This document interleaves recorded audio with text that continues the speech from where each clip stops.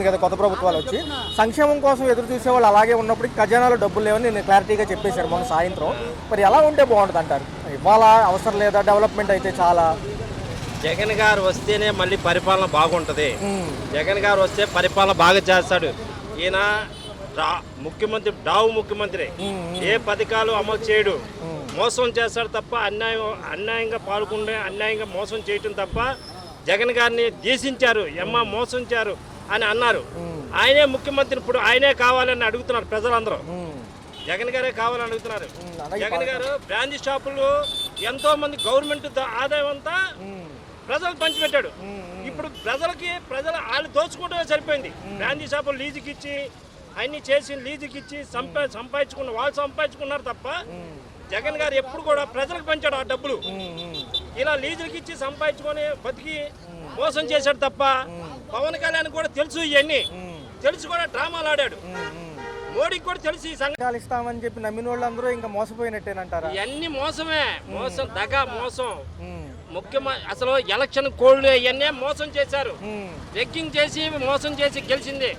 Election కమిషనరే మోసగాడు. Election commissioner మోసగాడు ragging చేసి జగన్ గారికి అందరూ ఓట్లేశారు. పింఛన్ తీసుకున్న ప్రతి ఒక్క పింఛన్ తీసుకున్న వాళ్ళందరూ ఓట్లేశారు. ఓట్లు వేయలేదని చెప్పి మాట చెప్పి అవన్నీ చింపేశారు. చాలా చింపేసి పథకాలన్నీ చేసి అమలు చేసి జగన్ గారు చేసినవన్నీ తొక్కేశారు, కొంగ తొక్కారు. ఇదే ప్రభుత్వాలు గతంలో ఏమన్నాయంటే కరోనాలో కూడా పథకాలు అమలు చేసిన జగన్మోహన్ రెడ్డిని అప్పులు పాలు చేస్తున్నారు, శ్రీలంక బీహార్ అయిపోతుంది, అప్పులు చేస్తున్నారు. మొన్న సాయంత్రం ఈయనేమన్నాడు, అప్పు పుడితేనే పథకాలు అంటున్నారు. మరి అప్పు చేయాలి. ఏం చేసింది అమలు చేసి ఏం చేస్తున్నాడండి ఈయన? మొన్న తుఫాన్ వచ్చింది, 100 కోట్లు వచ్చినాయి. ఏమైపోయింది ఆ డబ్బు? ఎక్కడికి వెళ్ళిపోయింది ఆ డబ్బు? నేను అవి ఇచ్చాను అంటాడు. ప్రజలు ఇచ్చిన డబ్బులు ఏమైపోయింది? వాటర్ బాటిల్కి ఇంత ఇచ్చాను, పులిహారకి ఇంత పెట్టాను అంటున్నాడు. అవన్నీ ఏమైపోయింది? ప్రజలు పెట్టింది ఏమైపోయింది? ఈ డబ్బులు సినిమా యాక్టర్లు అందరూ ఇచ్చారు, కొన్ని 100 కోట్లు ఇచ్చారు. ఆ డబ్బు ఎక్కడికి వెళ్ళిపోయింది? ఎంత మోసం దగ. మొన్న వారం క్రితమేమో ఉప ముఖ్యమంత్రిని ముఖ్యమంత్రి చేద్దామని లేకపోతే మార్పుదామని చెప్పి ఈ హడావుడి సరిపోయింది. అసలు సంబంధం లేని అంశాలతో గజిబిజి కన్ఫ్యూజన్ చేశారు జనాల్ని. తీరా బహిరంగ లేఖలు రాసుకుంటున్నారు, మేము త్యాగమూర్తులం అన్నట్టుగా అన్ని త్యాగాలు చేస్తారు. ఇలాగే మోసం చేసుకుంటూ నడుపుతా ఉంటారండి. ఇలా ముగ్గురే లోకేషే, చంద్రబాబు పవన్ కళ్యాణ్ వీళ్ళందరూ ముగ్గురే డ్రామాలు ఆడుతూ ఉంటారు. ఈ డ్రామాలు ఈయనంతా కథ నడుపుతూ ఉంటారు. వీళ్ళంతా జగన్మోహన్ రెడ్డి పరిపాలన బాగా సాగింది. హాస్పిటల్ చూడండి, నాడు నేడు చూడండి, స్కూల్కి వెళ్ళి చూడండి, హాస్పిటల్ చూడండి, వెళ్ళి ఏనాడైనా సరే ఇన్ని రోజులు వచ్చింది. ఏ పథకమైనా ఇచ్చావా? ఏ పథకమైనా చేసావా? స్కూల్కి వెళ్ళావా? ఏ రోజు చూసావా? పిల్లలకి ఇచ్చావా? ఇలా చేసిన నాకు జగన్మోహన్ రెడ్డి మోసగాడు, అన్యాయంగాడు అలా అని దేశించారు. సరే మభ్య పెట్టారు, చెప్పారు, హామీలు ఇచ్చారు, ఎలక్షన్స్లో ఎన్నో చెప్తాము అవుతాయి అని ఆయనే అన్నాడు. పథకాలు చూస్తుంటే భయం వేస్తుంది అన్నాడు. మొన్న ఇలా అన్నాడు, పోలవరం అమరావతికి ఇచ్చిన నిధులు నేను ఇటు మళ్లించలేను, ఏదైతే విశాఖకు కూడా నిధులు ఇచ్చారు ఇవన్నీ మళ్ళిస్తే మళ్ళీ ఆగిపోతాయి అని చెప్తున్నారు. అసలు మరి పథకాలకి హామీలు ఇవ్వడం ఎందుకు సార్? ఇప్పుడు ప్రజలు మోసపోయినట్టే కదండి. పథకాలన్నీ నువ్వు చేస్తానని చెప్పి చేయలేదు. ఎందుకు చేయలేదు? పోలవరం ప్రాజెక్టులు జగన్మోహన్ రెడ్డి మళ్ళీ తగ్గించి కడుతున్నారు. పోలవరం ప్రాజెక్టు తగ్గించి కడుతున్నారు. నువ్వు అన్నిటికీ ఒప్పుకున్నావు. మోడీ దగ్గరికి వెళ్ళి నేను ఇది అడుగుతానన్నావు. ఏం తెచ్చావు? మోడీ దగ్గరికి వెళ్ళి ఏం తెచ్చావు నువ్వు? మోడీ ఒక మోసగాడు. మోడీ కూడా మోసగాడే. జగన్ మోసం చేశారు. సార్ ఏంటి సార్ మరి 4 ఏళ్ళు పరిస్థితి ఏంటి? నిజంగా దావోస్ కూడా వెళ్ళారు, చేతులు ఒప్పుకుంటా వచ్చారు. అక్కడ జరిగింది కర్ణాటక తెలంగాణ కంపెనీలు ఎగరేసుకుపోయింది. తీసుకెళ్తారండి. మోసం అండి. నేను చెప్తాను, మళ్ళీ ముఖ్యమంత్రి జగన్మోహన్ రెడ్డి వస్తేనే పరిపాలన బాగా సాగిద్ది. జగన్మోహన్ రెడ్డి టాప్ చేస్తాడు. మళ్ళీ మీకు చేత కాకపోతే జగన్మోహన్ రెడ్డికి ఇచ్చేయండి. నీకు చేత కాకపోతే అమిత్ షా, మోడీ కూడా అదే మాట చెప్తాడు. నీకు చేత కాకపోతే జగన్ గారిని ఇచ్చేయి, నీ ఆయన చేసి చూపిస్తాడు. ఎన్నో చేసిన వ్యక్తిని నువ్వు ఇలా మాట్లాడుతాం ధర్మం కాదు ఇది. చంద్రబాబు నాయుడు ఎంతో మోసం చేస్తావు, ఎన్నో డబ్బులు 1,00,000 కోట్లు సంపాదించావు, 100 కోట్లు సంపాదించావు. ఎందుకు సుఖమే ఉంది? ఏముంది? నువ్వేమన్నా ఇది కానీ 100 కోట్లు మనవడి పేరు మీద ఉన్నాయి. 100 కోట్లు మనవడి పేరు మీద వస్తాయా? చిన్నోడి పేరు మీద సంపాదించాడా? ఏం సంపాదించాడు? నువ్వు ఎలా? ఇన్ని చాలా ఉన్నాయని చంద్రబాబు నాయుడు బయటపడతావునండి. సో ఫిబ్రవరి నుంచి మళ్ళీ కార్యాచరణ ప్రకటిస్తున్నారు జగన్ గారు. ఈసారి ఆదరణ ఎలా ఉండబోతుంది? ఎందుకంటే ఈ ఇన్సిడెంట్ కూడా జరిగింది, పథకాలు లేవంటున్నారు. ఇంకా సూపర్. ఈసారి జగన్మోహన్ రెడ్డి మళ్ళీ ముఖ్యమంత్రి అవుతాడండి. జగన్మోహన్ రెడ్డి పరిపాలన అసలు ఎప్పుడూ ఆదరించారండి జగన్మోహన్ రెడ్డిని. ఆయన్ని ఆదరిస్తూనే ఉన్నారు. కానీ ఈ ఎలక్షన్ కమిషనరే మోసం చేసి రెగ్గింగ్ చేపించాడు. జగన్మోహన్ రెడ్డి గెలిచిన వ్యక్తిని ఎలక్షన్ కమిషనరే మోసం చేశాడు. ఇవన్నీ ఆయన స్లిప్పింగ్లన్నీ తీపిచ్చి ఇది రెగ్గింగ్ చేశారు. జగన్మోహన్ రెడ్డి ఆయన గెలిచినట్టే, కానీ ఓడాడు అని అంటున్నారు. ముమ్మాటికి మళ్ళీ ముఖ్యమంత్రి జగన్మోహన్ రెడ్డి అయితేనే పిల్లల భవిష్యత్తు బాగుంటాయి, స్కూల్లో బాగుంటాయి, నాడు హాస్పిటల్ బాగుంటాయి. అందరూ ఉద్యోగస్తులు కూడా తిడుతున్నారండి. ఉద్యోగస్తులు జీతాలు రావట్లేదు అంటున్నారు. వాళ్ళ అసోసియేషన్ వాళ్ళు ఏమంటున్నారు? ఇప్పుడు ఒకప్పుడు జగన్మోహన్ రెడ్డి అది ఇది అది అన్నారు, మాకేం చేస్తున్నావు ఇప్పుడు అంటారు, తిడతారు ఉద్యోగస్తులు కూడా. ఉద్యోగస్తులకు ఏమి ఇచ్చావు నువ్వు? జగన్మోహన్ రెడ్డి ప్రేమించాడు. బొప్పరాజే కానీ వెంకట్రావు కానీ వీళ్ళందరూ చాలా చేశారు. వెంకట్రావు అయితే చాలా ఇష్టపడ్డాడు జగన్మోహన్ రెడ్డి. సార్ రెండో చూసుకుంటే కరోనాలో కూడా పథకాలు అమలయ్యాయి, బటన్ నొక్కి కూడా అమలు చేశారు. వాలంటీర్లు కూడా చాలా దగ్గరుండి అన్ని అందించారు. వాలంటీర్లు దండం పెట్టారండి. వాలంటీర్ల వల్ల ఎంతో బాగా చేసిన వాలంటీర్లు వాళ్ళని తీసేశాడు. 10,000 ఇస్తానండి. ఎవరు ఎంతమందిని పెట్టుకున్నాడు? 10,000 ఇస్తానని పవన్ కళ్యాణ్ చెప్పమను. మహిళలు మిస్ అయిపోతున్నారు ఏదో చెప్పాడు. మహిళలు మిస్ అవుతున్నారు. ఇప్పుడు అందరు ప్రభుత్వం నీదేగా, తీసుకురా, అందరం తీసుకురా, ఎక్కడ ఉన్నారు తీసుకురా. ఎందుకండి దొంగ మాటలు మాయ మాటలు చెప్పడం? సో ఫైనల్ గా ఎలా ఉంటుంది సార్? 4 ఏళ్ళు ఇక అయిపోయినట్టేనంటారు చేతుల్లో? ఇంకా అనవసరం అండి.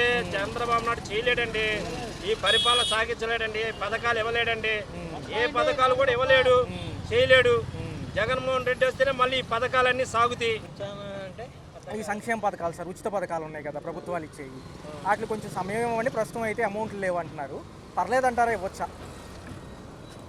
ఏం చెప్పమాట సార్, అసలు ఇబ్బంది కొంత తప్పదు. ఇంకా ఏం చేస్తాం? ఏ ప్రభుత్వం వచ్చినా సరే కొన్ని రోజులు టైం పట్టిద్ది కదా, ఏదైనా సరే మరి వాళ్ళు చేసుకోవాలి కదా. మనం వాళ్ళకి మన టైం సహకరించాలి.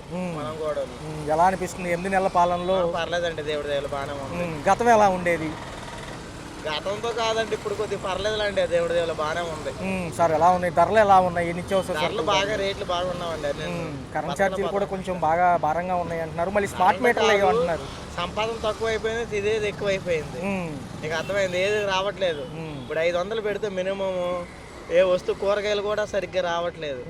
ఇది వరకు 300 సంపాదించిన హాయిగా ఉండేది, ఇప్పుడు కొద్దిగా కష్టంగా ఉంది. మరి బాగుండాలి, అందరూ బాగుండాలి కదా. తదుపరి 4 ఏళ్లలో మనకి కేంద్రం సపోర్ట్ చేస్తే ముందుకెళ్తామా? పిల్లలకు ఉద్యోగాలు, జాబ్ క్యాలెండర్లు 20 లక్షల ఉద్యోగాలు అంటున్నారు. ఈసారి అమరావతి చూడగలమా? ఏమో దేవుడి దయ. ఇప్పుడు ఆయన తలుసుకుంటే ఏదైనా చేయగలడు. ఏదైనా ప్రభుత్వమే చర్య తీసుకోవాలి, ఏదైనా సరే. మనదేముంది? కేంద్రం సపోర్ట్ ఉన్నప్పటికీ మరి ఈసారన్నా 4 ఏళ్లలో ఏదో ఒకటి అభివృద్ధి వస్తేనే కంపెనీలు వస్తాయన్న. మరి ఎలా అనిపిస్తుంది? వస్తే మంచిదే కదండి, అందరూ బాగుంటారు. ఇప్పుడు చాలా మంది చదువుకునే వాళ్ళు ఉన్నారు, ఖాళీగా ఉంటారు, వాళ్ళకి ఏదైనా జాబ్ వస్తుంది కదా. అది కంపెనీలు వస్తే మంచిదే కదా. హైదరాబాద్లో డెవలప్మెంట్ అవ్వాలి. అది మరి ఒక పక్క చూసుకుంటే, ఒక పక్క ఏమో కేంద్రంకి సంబంధించి ఏమో సపోర్ట్ కావాలంటున్నారు. రాష్ట్రాల్లో కూడా ఏదో ముఖ్యమంత్రి ఉప ముఖ్యమంత్రి మార్చేయచ్చులో మొన్నటి వరకు అనుకున్నారు, కానీ మళ్ళీ అది ఆగిపోయింది. మరి ఎలా ఉండబోతుంది? ప్రజలు ఈసారి నమ్ముతారా? మరి లాస్ట్ వరకు కూటమిలో అందరూ కలిసి ఉంటారా? ఏమో చెప్పలేమండి. ఆ విషయం మనం ఎవరికి గ్యారెంటీ లేదు. అందరూ కూటమి అనేది కరెక్ట్గా ఉంటే బాగానే ఉంటుంది. మరి వ్యతిరేక వచ్చిందంటే ఇబ్బందే కదా. ఎవరికైనా సరే సపోర్ట్ అందరూ కలిసి పనిచేస్తే బాగుంటది, ప్రజలే బాగుంటది. అది నా నిర్ణయం. ఈ ఉచిత పథకాల వల్ల చాలా లాస్ బడ్జెట్లు అవుతాయి. మనిషికి ఇంతని అప్పు తయారవుతుంది ఆంధ్రప్రదేశ్లో, తలకాయకి ప్రతి మనిషికి అంటున్నారు. మరి ఎలా ఉంటుంది? ఏ గవర్నమెంట్ వచ్చినా అప్పు పడవలసిందేనండి కంపల్సరిగా. ఏ గవర్నమెంట్ వచ్చినా అప్పు ఒక మనిషి వల్ల భారం పడుతుంది, ప్రతి మనిషికి పడుతుంది. కానీ ఏంటంటే మన ఇంట్లో సమస్య మనం తీర్చేసుకోలేకపోతున్నాం. మరి గవర్నమెంట్ అన్నీ చేయాలి, గవర్నమెంటే చేయాలి ఏది చేసిన. అది సో ఏదైనా వేచి చూడాలంటారు? వెయిట్ చేయాలి. ఇప్పుడు అనగానే ఏది అవదు కదా, టైం పట్టిద్ది దేనికైనా. మనం వ్యతిరేకంగా మాట్లాడకూడదు, చెయ్యాలి. అందరూ బాగుండాలి. తర్వాత ఏంటంటే పని పెరగాలి. ఇప్పుడు 500 సంపాదించిన 1000 రూపాయలు సంపాదించిన ఏం రావట్లేదు. అది బతకడం కష్టంగా ఉంది. ధరలు బాగా బేవత్సంగా ఉన్నాయి. ఇప్పుడు నాకు 2 పిల్లలండి, 2 బాబులు, భార్య, ముగ్గురిని పెంచుకోవాలంటే కష్టం అవుతుందా కదా. 500 600 వస్తుంది. బతకాలంటే ఇంటి కట్టాలి 3500, కరెంటు బిల్లు ఒక 500, కరెంటు ఛార్జీలు పెరిగే కాదనట్లేదు, కానీ భారం అవుతుంది బతుకు. ఏం చేస్తాం, తప్పదు. ఇంకా అప్పులు చేసి బతుకుతాను కొంత.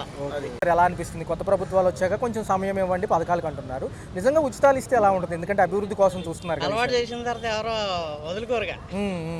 సో మరి ఎలా ఉండబోతుంది సార్ 8 నెలల పాలన? ఒక పక్క పెరిగిన ధరలు కొంచెం ఇప్పుడు తగ్గినప్పటికీ తర్వాత మళ్ళీ ఉంటుంది అంటున్నారు. ఎందుకంటే సంపద సృష్టికి మరో మార్గం కావాలంటున్నారు కదా.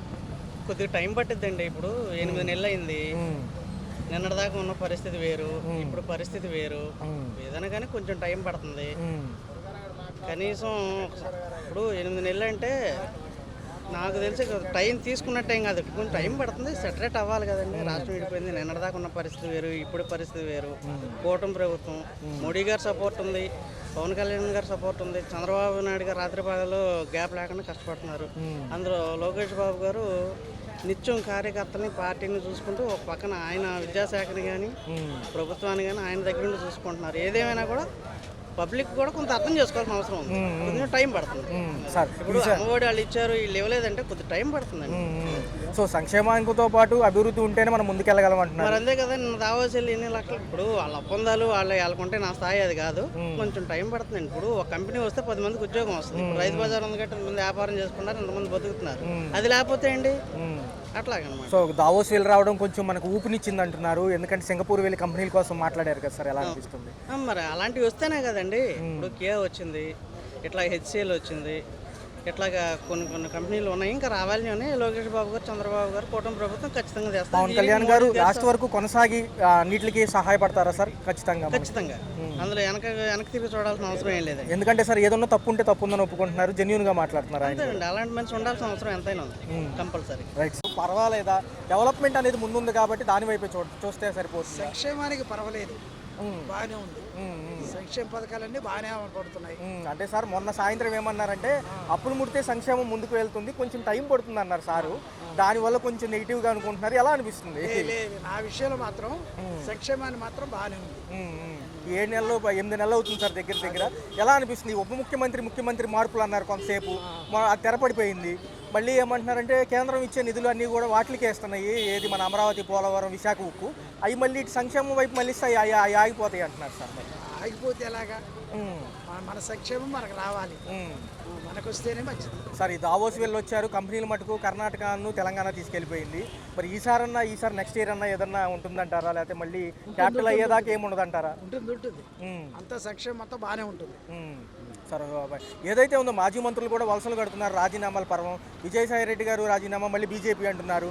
చిరంజీవి గారికి ఏదో కేంద్ర మంత్రి పదవి అంటున్నారు. ఇవన్నీ ఏమవబోతుంది అసలు రాజకీయాలు? అది అంతా కేంద్రమే చూసుకుంటుంది.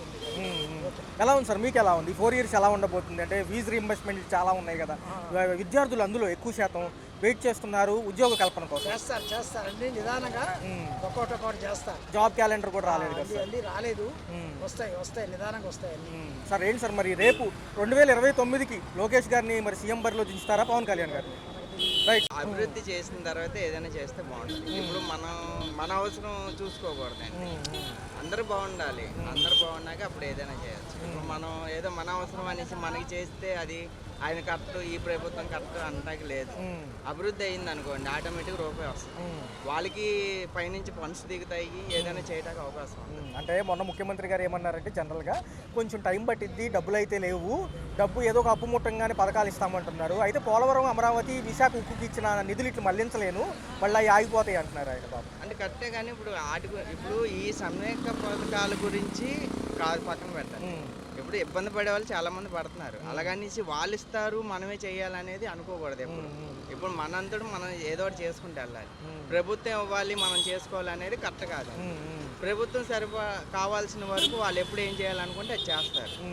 వాళ్ళు మంచి చేయాలనుకుంటారు కానీ నలుగురిని ఇచ్చేయటం కాదుగా. ఈ 20 లక్షల ఉద్యోగ కల్పన కానివ్వండి, జాబ్ క్యాలెండర్ అంటున్నారు, త్వరగా విడుదల చేస్తే బాగుంటుంది అంటారు. అది విడుదల చేస్తే మంచిదండి. ఉద్యోగాలు లేక చాలా మంది ఇబ్బంది పడుతున్నారు. ముందు అది చేసినాక అప్పుడు ఈ సందేహ పథకాలను వదిలితే బాగుంటుంది.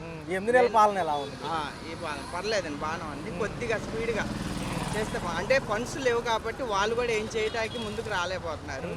పైనుంచి మనకి ఫండ్స్ దిగింది అనుకోండి, వాళ్ళు స్పీడ్గా ఏదైనా చేయడానికి అవకాశం ఉంది. ప్రభుత్వం తప్పు పట్టడం కరెక్ట్ కాదండి. వాళ్ళ పైనుంచి అమౌంట్ వస్తే వాళ్ళు ఏదైనా స్పీడ్గా చేస్తారు. వాళ్ళు చేయాల్సిన పథకం కరెక్ట్గా చేసుకుంటే చాలు. తదుపరి ఎలా ఉండబోతుందంటే 4 years మోడీ గారు చెప్పినవన్నీ ఇస్తారా, లేదా హోల్డ్లో పెట్టే అవకాశం ఏమైనా ఉందా? అది చేస్తారో చేయరో మనం చెప్పలేం కదండి. మనం అనుకున్నట్టు కరెక్ట్ కాదు కదా. ఇప్పుడు వాళ్ళు చేయాలనుకుంటే చేయగలరు, లేదనుకుంటే పక్కన పెడతారు. వాళ్ళు చెప్పింది చేశారనుకోండి, రేపు పొద్దున ఫ్యూచర్లో వాళ్ళకి పలానా ప్రభుత్వం చెప్పింది చేశారు అని ఒక పేరు ఉంటుంది. ఈ ఉప ముఖ్యమంత్రి మార్చే యోచనలో మొన్నటిదాకా అంశాలు జరిగినప్పటికీ కంప్లీట్గా తెరపడిపోయింది సార్. ఎటువంటి సీఎం పదవి వద్దని మన పవన్ కళ్యాణ్ గారు నేను పార్టీకి అధికార కార్యదర్శి పదవి వద్దని లోకేష్ గారు, ఇవన్నీ ఎలా అనిపిస్తున్నాయి? ఎందుకంటే బాబు గారికి ఏజ్ అయిపోతుంది 2029కి అంటున్నారు. సో ఏదైనా సపోజ్ 2029కి మనకు తెలియదండి. ఇప్పుడున్న ప్రజెంట్ వీళ్ళు చేసే కూటమి ప్రభుత్వం మటుకి కరెక్ట్గా పర్ఫెక్ట్గా వెళ్తుంది. 2029కి మనం ఏం జరిగిద్ది అనేది మనం ఎక్స్పెక్ట్ చేయలేమండి. ఆ టయానికి ఎప్పుడు ఎవరు ఎలాగుంటారో తెలియదు. ఎంత కమెంట్గా ఉన్నా, ఎంత అన్నదమ్ములైనా కానీ ఒకేలాగా ఉంటారు అనుకోవడం కరెక్ట్ కాదండి. ఈ 5 ఏళ్ళు ఇట్లాగే కరెక్ట్గా కొనసాగితే అందరూ బాగుంటారు, రాష్ట్రం బాగుంటుంది.